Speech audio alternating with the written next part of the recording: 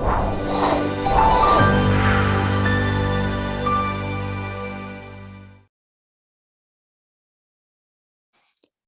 everybody. I'm Jamie Allison. This is the Big Idea, Big Moves podcast. This is the destination for high performers. We talk to people from different genres, different niches, people doing really cool things in their space. And we take some of those journeys, some of the skills that people have developed and are passing on, and hopefully you can take them and implement them in your lives as well. And I know we have a guest that is a perfect fit for that today. Just before we jump into that, I wanted to call attention to Epitome Sportswear.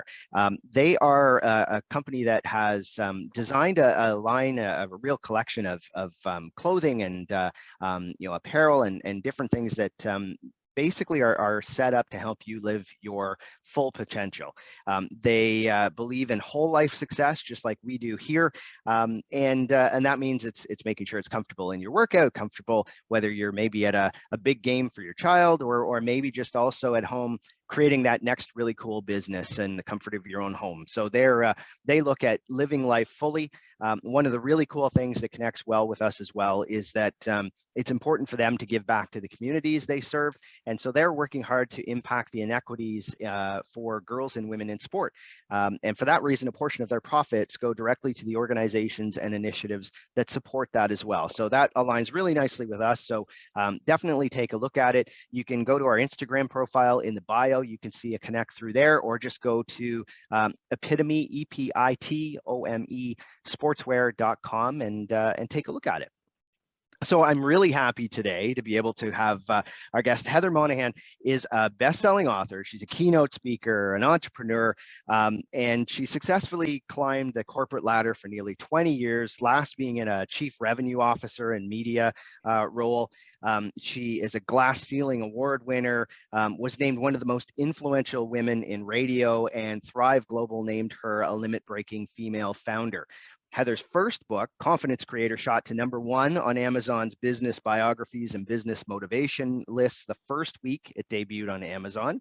And she has a successful podcast and now has written and launched a new book, Overcome Your Villains, which I know we're going to talk about today. But Heather, first of all, thanks for taking the time and congratulations on the new book. I know that can take a lot out of you getting to this point where it's actually out there. So welcome. Thanks so much. Thanks for having me. Yeah, no problem. I don't know if you may not even remember, but I will kind of first of all say that you were actually, we had 2 launch guests, and you were one of the 2 launch guests on this podcast just over a couple of years ago. You and Joe DeSena from Spartan were the 2 people that helped that. So I want to kind of throw out there that thank you, because since then we've had lots of really cool guests and things like that. So it's a real pleasure to have you back on here as well. But for those people that maybe haven't kind of went through a bit about your journey and some of those things, why don't we start there a little bit, because I know that kind of fits into the book, but really how did you get to this point? Because I know a lot of things kind of transpired that kind of moved you towards creating a book like this. Yeah, the first chapter actually in Overcome Your Villains is really the detailed behind the scenes and how I ended up where I am today, which at a high level is really, I'd worked my way up in the media industry, had become a chief revenue officer, was just named one of the most influential women in radio. And 3 weeks later, I was fired when the CEO I worked for became ill and elevated his daughter to replace him. And I ended up taking that opportunity, as you mentioned, to write and self-publish my first book, Confidence Creator, and then I launched my speaking career. And, things started to really improve until COVID hit. And then, the speaking business just completely disappeared. And during that time, I was appointed to the board of directors of HealthLink Corporation. I signed with my agent and I landed a deal with HarperCollins Leadership. And that's when I sat down and wrote my new book, and then really launched my virtual speaking career and virtual speaking business and consulting business. And then slowly over the last few months, in-person events have started coming back. And last week I was just named top 50 keynote speaker in the world for 2022. So it's been an adventure, to say the least. Yeah, wow. I mean, so much has happened. And you mentioned it there about COVID and how that changed everything. And maybe, from your end, I know you've been pretty open about during that time about how, that could be pretty scary for a lot of people. How did that impact you? And did you really have to rethink kind of what you were doing, because that was such a major part of your business at the time?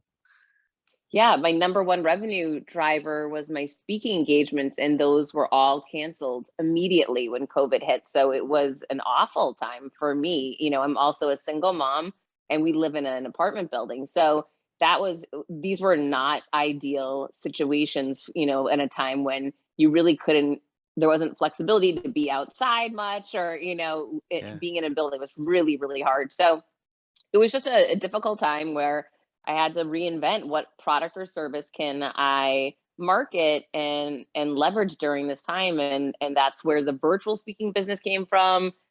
I started this coaching program, which led me to be appointed to the board of directors of HealthLink, which was an amazing opportunity, which is now my number one revenue stream, is my board seat. So all of these things that in the moment you don't really know how it's going to shake out or what's going to happen next, but now looking back on it, they were blessings in disguise during a really difficult time.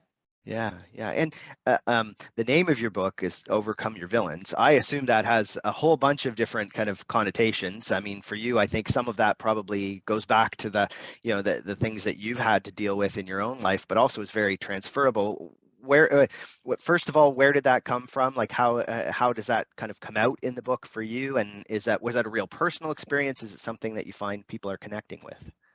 So data doesn't lie, so I really look at everything through the lens of what is the data telling me, and whatever the data is telling me is what's going to resonate, what's going to work. So with my first book, one of the chapters is actually called Leapfrogging Villains. And so I received so many DMs about that chapter.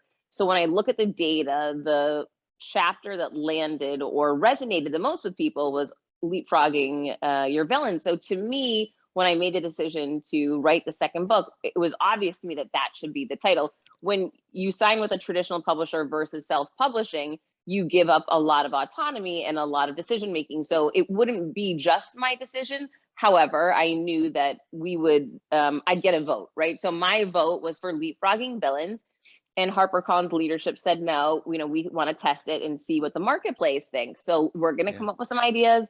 You come up with some other ideas. And we went to market with 10 different names.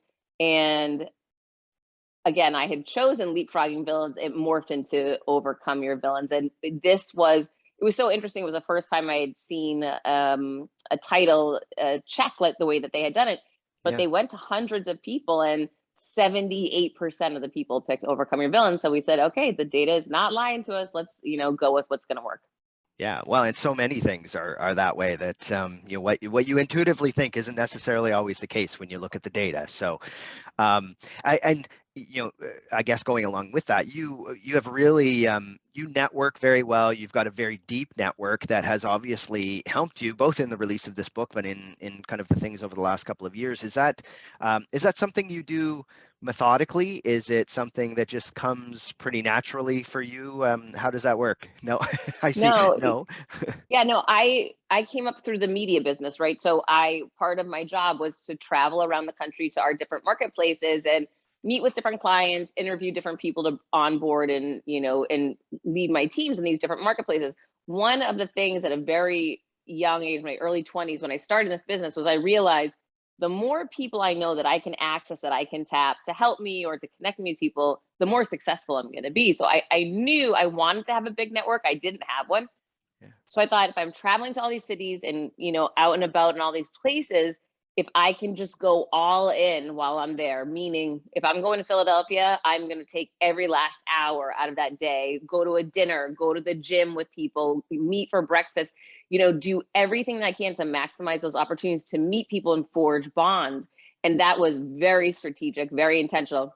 It's exhausting, right? People will always say to me, you're so lucky to have a large network. I'm 47 years old and I've been doing this since I was 24, right? So for me, it's 2 decades of time, dinners, breakfast, meetings that I've sacrificed other things so that I could create this. But in the end, it pays tenfold, and the funny thing is that over the last year and a half, as we've moved to this virtual world, I now have some of my dearest friends I've made in the last 2 years I've never even met in real life. And I actually had on my podcast yesterday David Nurse, who's former NBA player, NBA coach, an amazing human being who I completely love and adore. We've never met in real life. So that's the cool thing about networking, is that it doesn't have to be at least these days, it doesn't have to be in real life. I do miss in real life, but you can forge true bonds and relationships with people, even just over the computer. Yeah, and it opens so many doors that you may not have that connection with, because everything is so international. And so when everything is virtual and everyone's doing it at the same time, the open availability is so different as well, which is pretty cool. So one of the key, really compelling parts of your book is how you've kind of systematized this kind of whole idea of how to go about moving past those villains or challenges. And I know that you say beliefs, actions, and knowledge. Can you talk a little bit about what that means, and to somebody kind of understanding what your system looks like, where it came from, and how you might apply it? Yeah, in 2019, one of my mentors called me, and I'm always asking people, what am I missing? What am I not doing well? How can I get better? How can I get to the next level? And I was always asking him this question. And he called me out of the blue one day and he said, I've been thinking about it. Here's what you're not doing. You're not distilling down the process into a very simplistic, easy, repeatable manner for others to emulate. You're not teaching a very simple process that everyone can emulate to basically do what you do. People always want to know, how did you bounce back so quick from getting fired? How did you turn the company around that you were leading in 08, 09 during the recession? How did you overcome divorce as a single mother with a 1-year-old? People would ask me these same questions. And I started thinking, he said, I want you to sit and really think, what is the process that you use time and time again? And I said, I don't know. And he said, well, then it's on, you've got to figure it out. There's one that you're using subconsciously. I want you to be conscious about it. And then I want you to distill it. And then I want you to teach it. And so that was great advice. And it's not easy to do. It was not something that just appeared in my mind, right? I had to, This is something I've been doing subconsciously my whole life. So I sat down with a whiteboard and I just wrote out all the different challenging times in my life and what were the steps I went through. And then I looked for patterns, and it took me months to really distill it. But once I did, I saw the thread. I thought, oh my gosh, it's so simple.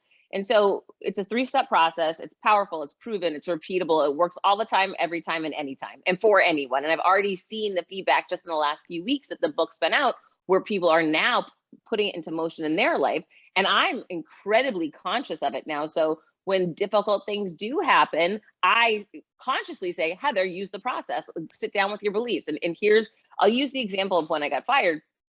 Okay, so step 1 is beliefs. When I got fired, I walked out of that office crying, thinking I've lost everything. I have nothing. And here's where you have to say, okay, let's put the process in motion.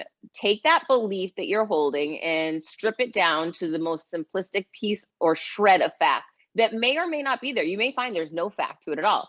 So my belief was I've lost everything. When I dismantled that belief to fact, there was one fact. I lost a paycheck.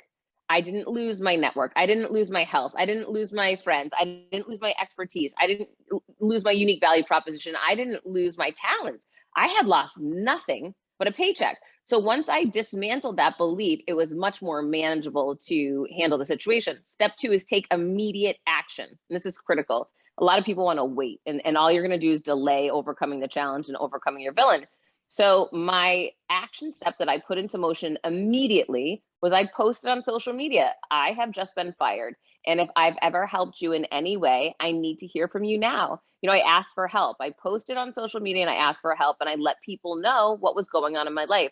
That post went viral and landed me on the Elvis Duran show. So that was step 2, action.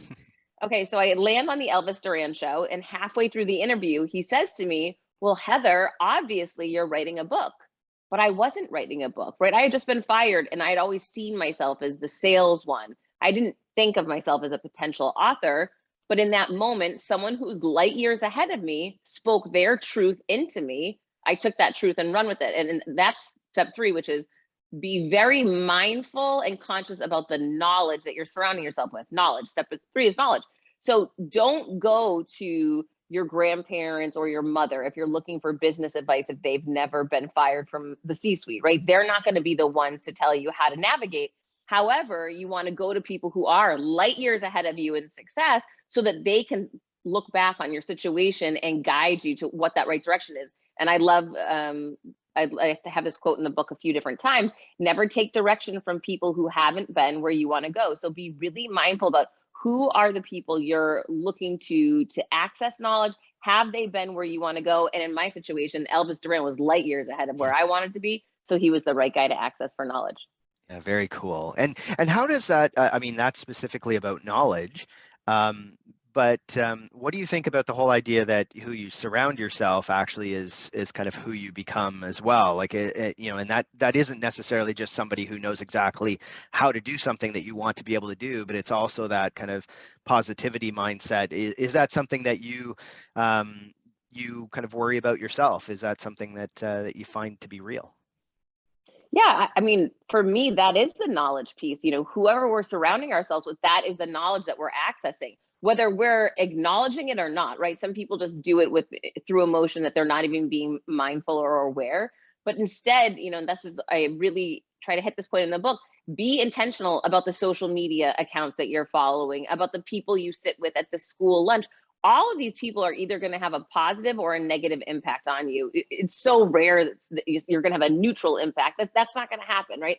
You're either going to leave a situation and say, wow, I feel uplifted and excited and energized, or wow, I'm doubting myself and I feel really drained. So the third part of this book is really around challenging yourself to ask how you feel, to be intentional about who you are accessing this knowledge from, and start making more directive choices that you are in charge of, instead of just deferring to whatever's on the TV and just sitting down in front of it. And you mentioned how you've already started getting some feedback from people so far. I guess both this book and your previous book about kind of building confidence and building back, I guess, from some of that as well.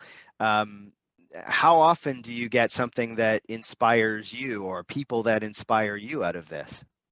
Oh my gosh, every day. When you write a book like this, a personal development book, business, you know, development book, you're going to hear about people's personal lives. I get really heartfelt, meaningful messages telling me about deep, dark challenges in their lives and how the book is helping them to overcome. So it's surreal. It's not like, as we talked about before, I had a lot of success in corporate America. That was not like this success, meaning it was about a paycheck and a stock price, right? And about wealth that you're developing through the stock that you own in a company, not about the meaningful, life-changing testimonials and life stories that people are granting you access to. It's incredibly touching and really life-changing.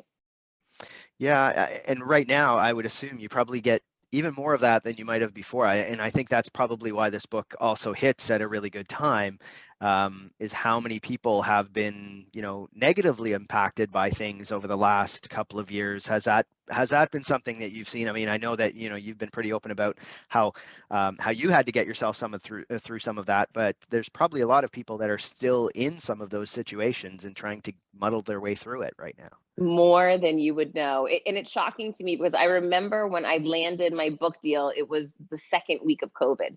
And my agent was saying, Heather, no one's putting big offers out right now. Everyone's panicking. It's like the worst possible time. And I remember saying, you're right. And then Yeah. I also remember at one point in time during COVID, HarperCollins came back to me and said, we're going to go ahead and cut your hardcover.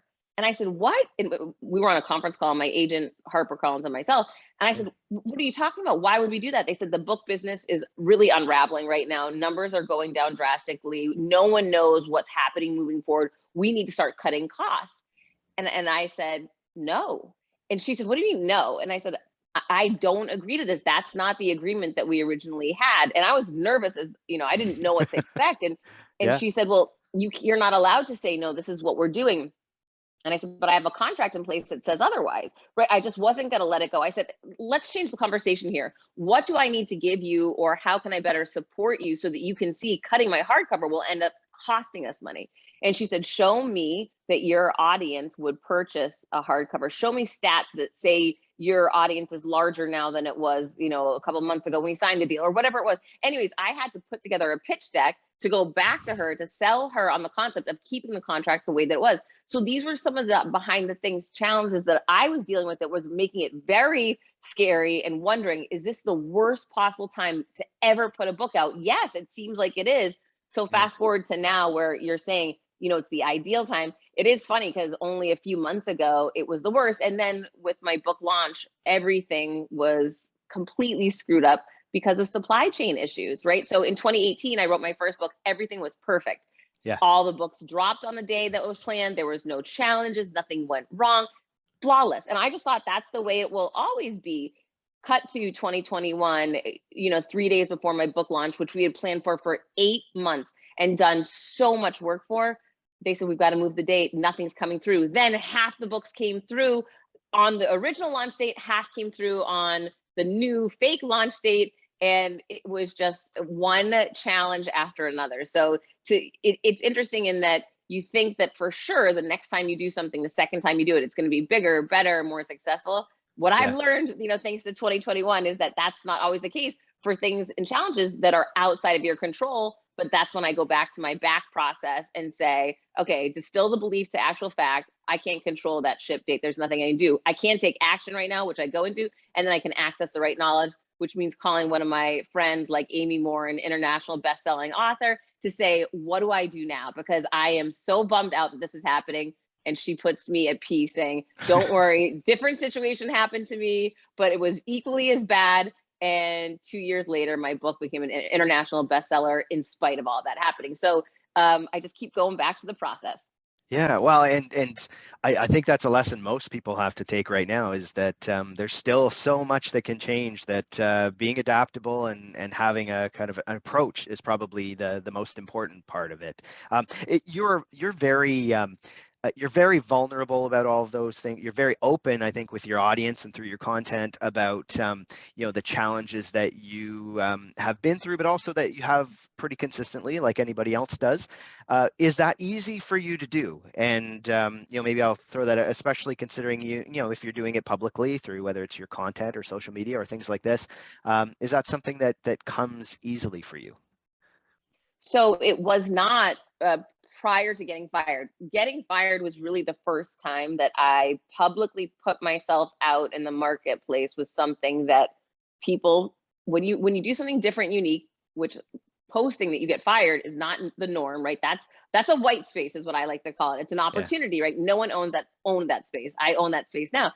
So I see getting fired as in good company, right? Mark Cuban's been fired, J.K. Rowling's been fired. But when I put that post up, people who love me called and said, take that post down. You look pathetic, that you should feel embarrassed. They wanted to tell me how I should, behave. And I checked in with the one voice and opinion that counts, my own. And I didn't feel ashamed. I knew I didn't do anything wrong. That woman fired me because she didn't like me. That's okay. That's her choice. I didn't need to feel bad about it because others saw it that way. And so I decided this is a white space. This is something I can own. Does it feel uncomfortable stepping into it? Of course, it was new. It was different. And I got a lot of people telling me I should not do it, that it was the wrong decision. But for a long time, I had listened to the voices outside of me instead of the one inside me. And that hadn't served me well. So I thought, you know what, if this hasn't been working for me, listening to what everybody else wants me to do, I'm going to start listening to what I want to do. And no, it isn't always comfortable. It isn't always easy, but in the end, it always pays off.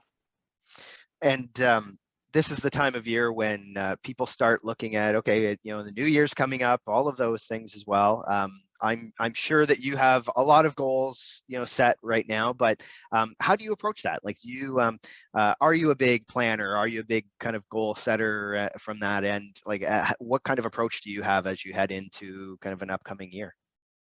Planning is not, it's a joke, right? Because ever since COVID hit, I used to be the biggest planner in the world. I had a 10-year plan. I knew exactly to a T what was going to happen. And that went out the window when I got fired, right? So that was the first time I saw that movie. Oh, wait, planning for everything doesn't actually mean it's going to work out. I didn't realize that. So then COVID came and that completely threw us for a loop. So I don't believe in this whole planning for everything situation. What I believe in is absolutely set goals, absolutely have big vision and big intention. But just as important is be ready to be fluid, that everything could shift and go completely left or right. And that idea that it doesn't have to be this way, that was hard for me to let go of, because for a long time in my career, I will say it did go just the way I thought it was going to. For almost whatever it was, 15 years, it was going just the way I thought it would. There were very few surprises.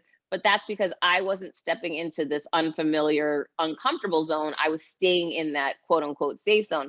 So the more you start living and thriving in the unfamiliar, the more you're going to see your plans aren't going to turn out the way that you think, but it ends up being so much better.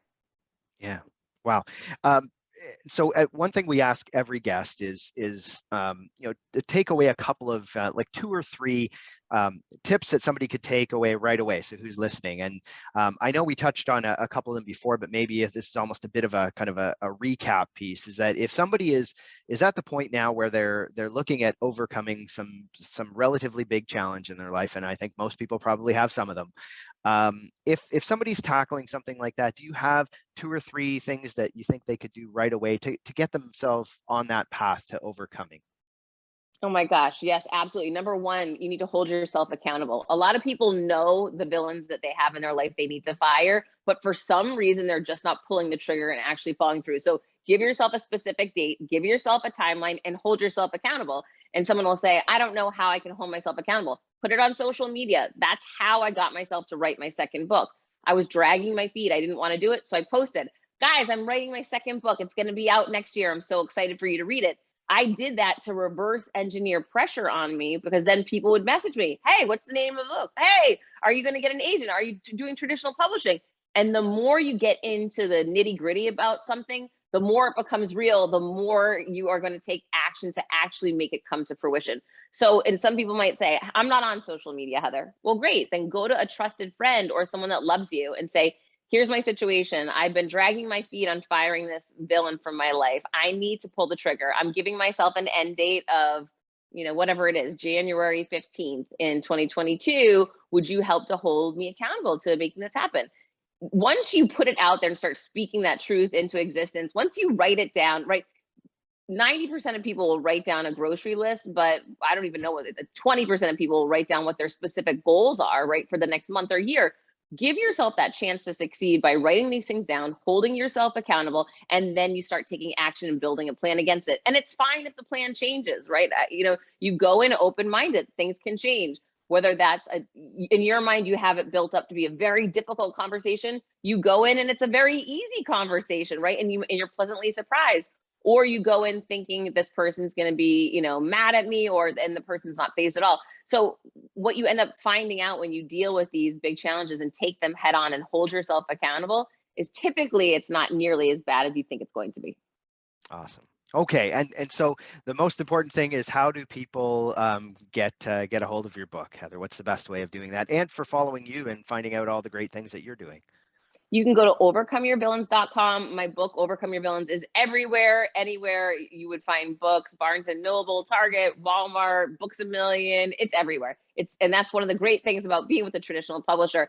I actually narrate the Audible version, which I'm a huge fan of. Definitely, they gave me total creative flexibility with it. So it's a little bit different than the actual hardcover book, which, yes, there is a hardcover, even though they tried to cut that one on me. We got it saved. We got it out there for everybody for holiday gifts. Definitely pick it up for the ones that you love. And I'm at Heather Monahan on all social media, and Creating Confidence is my podcast. Awesome. Well, thank you very much for taking the time. I know things are quite busy, and we wish all the success in the world with being able to get this out there. If you haven't picked up the book, make sure you do it. The content is fantastic. And again, thank you for taking the time with us today, Heather. Well, thanks so much for your support. I appreciate you having me on. Oh, no problem. And everybody else, if you haven't hit subscribe in the podcast, do that right now. We have fantastic guests every week, and you'll be the first to know about it. Otherwise, we'll talk again on Big Idea, Big Moves.